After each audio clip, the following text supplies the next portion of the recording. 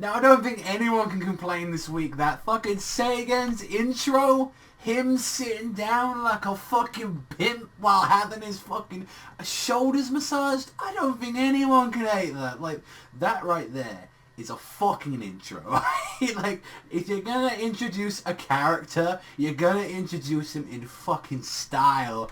They're styling and literal profiling. Because I've got to say, already, Seigen's my favourite character in this show. So we start off this week's episode with actually Mayuri, like, her saying, like, wait a minute, like, kind of talking about everything he's like with Benio and Roko. It's like, what the hell is going on with this? Why are these two living together? Like, did you two agree on this shit? And ended up she kind of being a little bit whiny in this episode, like, saying, no, you can't do this, not like, you're not being an exorcist, are you, again? And, like, you know, Roko is still in that clash, but I'm kind of glad that he finally admitted, saying, like, look, like, you know, I didn't want to go through that road again. And it shows, you know, Mayuri does care. Like, after the like what she saw, like Roku like tear himself up apart, like, you know, last time. But it's like, I want to protect people. Like, I've already saved people. And Benio actually stepping up and saying, like, no, look, this is what he's actually done. He's saved people's lives. And it's like, but no, Roko means a lot to me. And it's like, I don't want to put, like, you know, like, you put, like, she's kind of sounding off very selfish, but at the same time, she thinks what she's saying is right for Rokuro and just doesn't want him to go through that pain anymore. Which ends up her losing her charm, which, finding out that Mayura is actually, like, she's, like, actually, like, a very strong, potent, magical energy. And right there, that screamed to me, oh my god, she's probably going to become, like, she's going to become part of the crew, like, later on in the series. And that. It's like, they wouldn't have just, like, casually said, oh, she just has high energy, like that. It's like, no, they could have said anything else, saying, like, oh, by the way, she could have just, like, oh, they randomly attacked Kagari, like, out of nowhere. So that kind of made me feel like, oh, she's probably going to join the crew at some point in the series. Now we get introduced to the set, like, one of my favorite characters when she gets kidnapped, and one of the Kagaris, which I gotta say, I love that fucking design of that monster. I think that's a really cool design. And introducing to my favorite character, fucking Seigen, sitting down like a boss, going, yo, what's up, Gramps, sup, like that. I'm like, already kicking the shit out of some of, like, Rokuro's scrub tier friends, and he's like, I'm here for two reasons. One, I hear that brat has been abusing his powers and overdoing it. Two, there's a Kagari corruption around here. And finding out exactly that, one, he's Mayura's father, which I was like, okay, that's something kind of interesting. It's like, he's like, you came, like, so she came out, like, how do you come from this whiny little girl like that, and then you come from fucking, which I like to describe him, God King.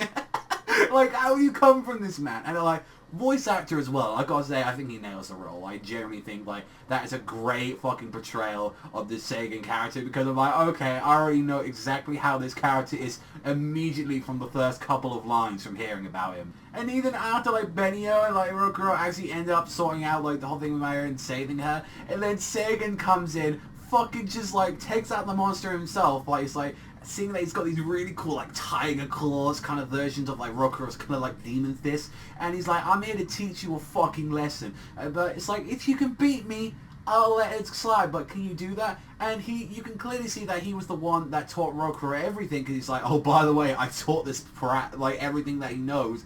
Does the air fisher bullet, just fires him off. Rokuro trying to act all big, like, oh, I'm summoning a meteorite, big sized one, and he's like, nope, little one, goes in charging, takes away his fucking gauntlet, grunches it up, and just puts it in his pocket, and it's just like, you useless, like that. And he's like, you know, after everything, after the Mitsuki, like, event, and he's like, you don't talk about that. And Benio's like, what the fuck, you know, what, is there more to this stuff going on? Like, you know, Rokuro was part of that. It's like, oh, by the way, you didn't know about that whole thing about the Kagaris, like, going in there? And this is where he's like, he's literally begging at this point. He's like, please don't tell her. Please stop. Don't tell her about what happened that day. And everyone starts shitting themselves because they're hearing this at the same time. It's like, what happened in that event?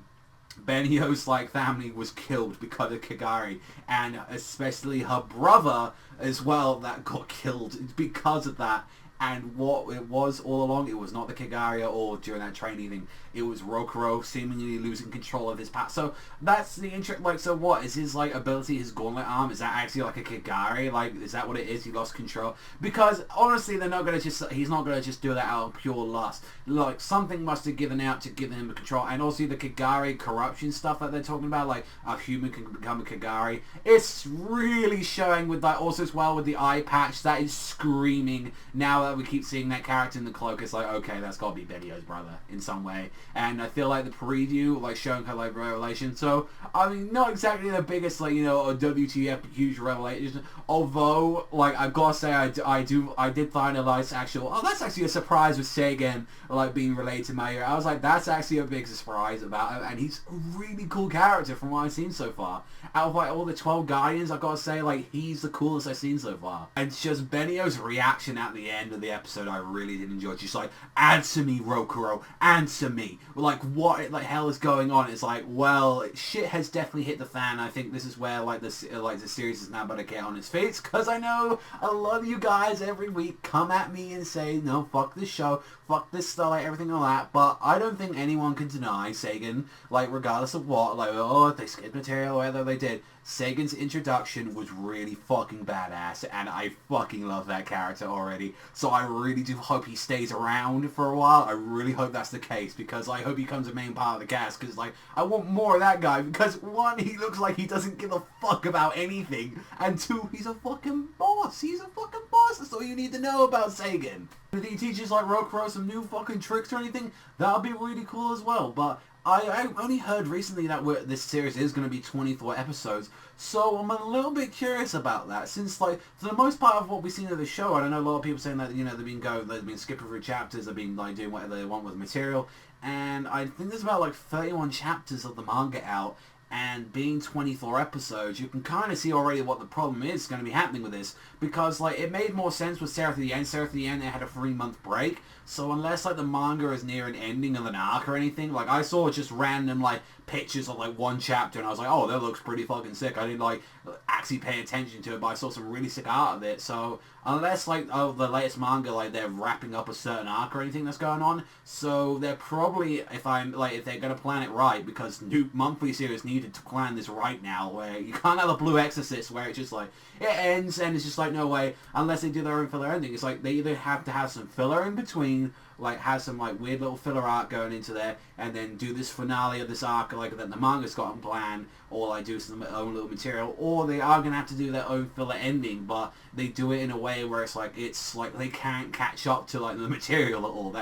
I feel that's what they got to do, because, like, Seraph in the End did it in a way where it's like the manga ended in the same way, where it's like it was able to have, if it wants to, it can come back for another season. So, like, I hope that they actually do that, and then, you know, for all the people that are complaining about the anime and all that, they can be like, okay, you know, like, they can fix what's wrong with it, like, because I know a lot of people, like, who read the manga don't like this adaptation at all, and it's like, well, if they don't like that adaptation at all, then they can be like, well, alright, we can work around with the manga fans as well, so we can make it a little bit better for them next time.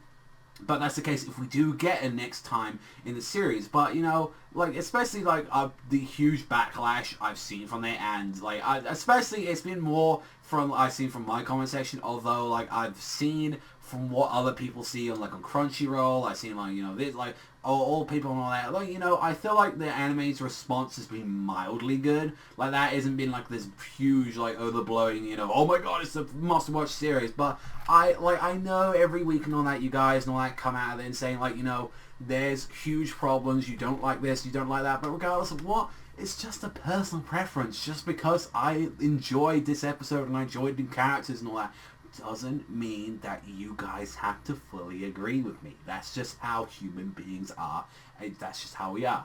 But regardless of what, I really like this episode. Actually, I would say that this is the best episode so far, because there was a whole, like, confrontation with the whole Rokuro stuff. Seigen is a fucking badass character no matter what you can, and I really look forward to, once, like, this anime finishes, to reading the manga and, like, reading it all from the start and seeing, like, a little bit more of Seigen. So I am looking forward to that. But voice actor, oh my god, he fucking nails it. And I love his techniques. I love, like, you know, like, he's just a better version of Rokuro, and I like the whole Mayura thing actually did take me away a bit. I was like, that, like, okay, he looks nothing alike. I guess the only giveaway, I guess, is like the blonde highlight in his hair, but it's like, where the fuck are you supposed to make that sort of little jump from? I'd give this episode a fucking 8. I genuinely thought this was a really great run in the confrontation. I'm looking forward to seeing what episode 9 is going to be doing, and like how the first half of the series is going to be really working around, because I'm really curious to like how they're doing that. And now that we know the 24 episodes, I'm so curious to see what exactly that they're going to be doing. Like, are they going to be doing some filler moments? Are they going to be adding, like, their own material? Are they going to be following it but slowing down? Like, or are they going to, like, have a filler ending? There's so much stuff that they can do and all that, and I'm very curious to see what exactly they've got plans on, like, Twin Star Exorcist, but we'll have to wait and see. But that's all for me. Thank you much for watching. As always, let me know what you think about the episode in the comment section down below. Let's hope we can have a little bit more civility, like, you know, for, like, us to see in the comment sections. Let's have a little bit more civility next time, like that, hopefully in this one. But I'll see you guys and all you Twin Star Exorcist fans next time.